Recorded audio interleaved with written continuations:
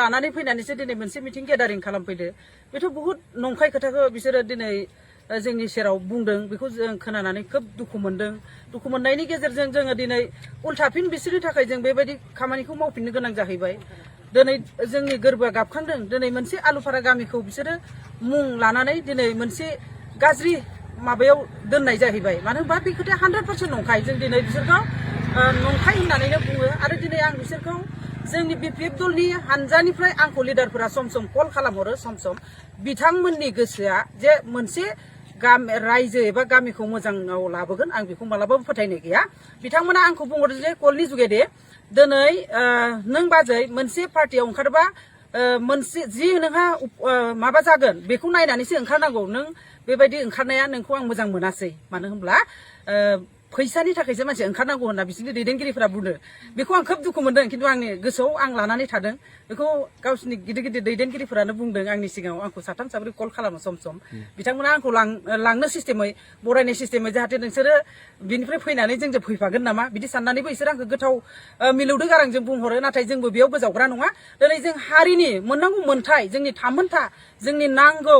जिथु जोंनि बिटिआर सरकारा जोंनो मावनानै होदों जोंनि प्रमद बर' सारा बे मोन्थायफोरखौ जों मोनफुंनो थाखाय जोंनि आइजोफोरखौ दिनै खौसेथिनि थुबुलाव लानानै बा जोंनि गासैबो जोंनि इउपिपिएल दलखौ जों खौसे लानानै जों गोख्रों हाबा मावनो होननानै ओंखारदों नाथाय बिथांमोना दिनै जिबायदि फैनानै आलुफारायाव बेबायदि खोथाखौ बुंफैदों बेखौ जोङो एक्सेप्ट खालामाखै बिथांमोना माने बेखौ मोनसे भुवा हिसाबैसो फोसावदों बेयो मालाबाबो नङा मानो होनब्ला बिथांमोना आलुफारानि मानसियानो गैया बाव आं खाथियावनो दंफैयोमोन आं सासे डिस्ट्रिक्टनि नेहाथारि हिसाबै आं बेयाव दंफैयोमोन गोनां खामानिनि थाखाय आं नुदों बेयाव गुबुन गुबुन जायगानि मेम्बारफोरासो बाव एटेन्ड जानायखौ आं नुनो मोनदों बे मालाबाबो नंखाय बे मोनसे जुक्ति होननानै आं मालाबाबो साना दिनै जोङो 100% इउपिपिएलआवनो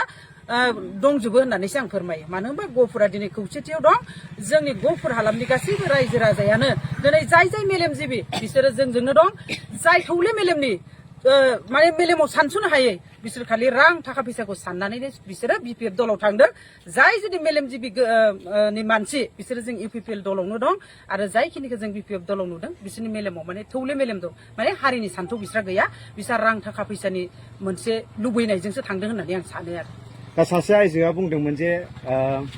आलुफारानि जेसेबां रायजो राजाफोरा माइ गायनायखौनो दोनथ'लायनानै बेथ' नंखायथार दैयानो गैया अखायानो गैया दिनै मायाव माइ गायखो बेथ' 100% नंखाय बे खोथायाथ' नंखायथार बेखौ जों मालाबाबो फोथायनानै लाया जों आलुफारायाव हाबनायनि अनगायैबो जोङो पुराना गबसारगुरियावबो हाबदों होननानै जों मिथिनो मोन्दोंमोन पुराना गबसारगुरियावबोथ' जोंनि नुनायाव बेबायदि जेबो माबा गैया गुबुननि मानसिखौ बिसोरो गोबां गारि लाना फैनानै गेदारिं खालामफैदों आरो बेयाव बिदि मिटिं मेल खुंफैदों बे मालाबाबो सैथो नङा आरो बेसेबांसो मानसिया थुबुर जादों बायदि बेयाव खोब जादोंबा जोङो गामिनि हिसाबै जों मोनसे गामिनि हिसाबै माने गोबां गामिनि होननानैसो बुंनांगोन आलुफारा गबसारगुरि बायदि रोखोमनि आरो गुबुन गुबुननि लाना फैनानै बिसोरो माने खोब जादों 30-40सो बायदि नुदों आं बिसोरनि नुनायाव एसेबां मानसि गैया मानो होनब्ला ओरै बिक्रमपुर गामिनिफ्रायबो एसे थांदों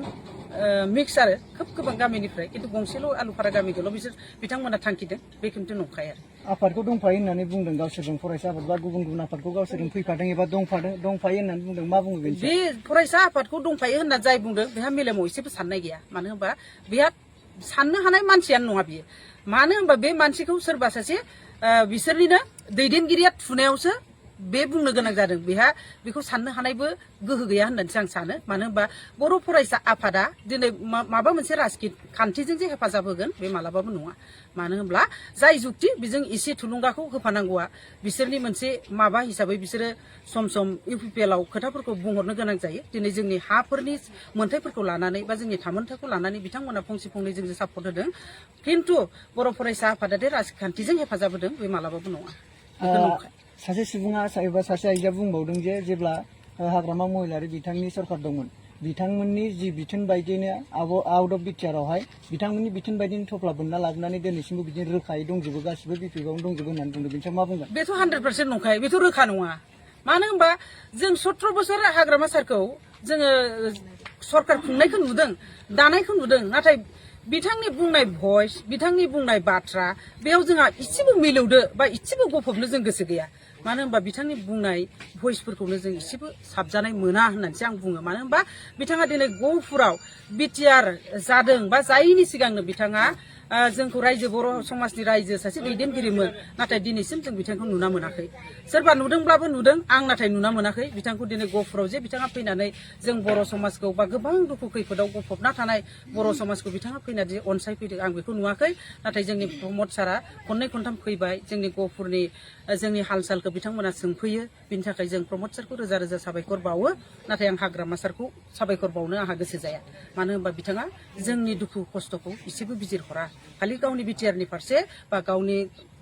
जायगायावल' बिथाङा एसे नायो, बेखौसो जों नुना मोन्दों। जोंखौ खिन्थु बिमा गदायनि फिसा महरैसो जोंनि गहपुर हालामखौ बिथाङा नायो। बेखौ आं माने जुक्ति होननानैसो बिथांनि फारसे आं बुंनो सानो बिथाङा जोंखौ माने एसेबो नाया आरो नायफिना। नोंथाङा सासे आइजो गांखंनि जानानै दा गहपुराव जे बिटिआर ससे जाबाय गोबां गामियानो, दा बेयाव गहपुरनि रायजो राजाखौ नोंथाङा मा खावलायगोन दा? आं गहपुरनि रायजो राजाफोरखौ बेखौनो खावलायो, जोंनि जाय बिटिआर सरकार प्रमद बर' सारा जोंखौ जिबायदि मोनथायाव जोंखौ दिनै दोनहरनो नागिरदों, दिनै 6 सिडुलसिम फैनायनि लामाखौ जों नुखाबाय। मानो होनब्ला बिनि थाखायनो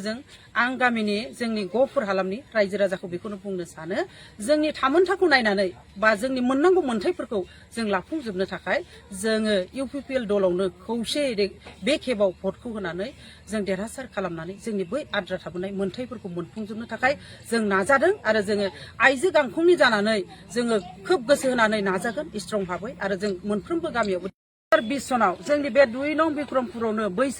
समाव बैसागु बोथोरमोन, सेंग्रा सिख्लाफोरा मोसानो होननानै ओंखारबोदोंमोन। ओंखारबोनायाव ट्रेक्टरा जेला बेलथायनानै ओरैबायदि गाज्रि जखम जायो, माने सानैयाथ' जायगायावनो रोंसारि जाखायो आरो माखासेयाथ' हानि जानानै थाबाय।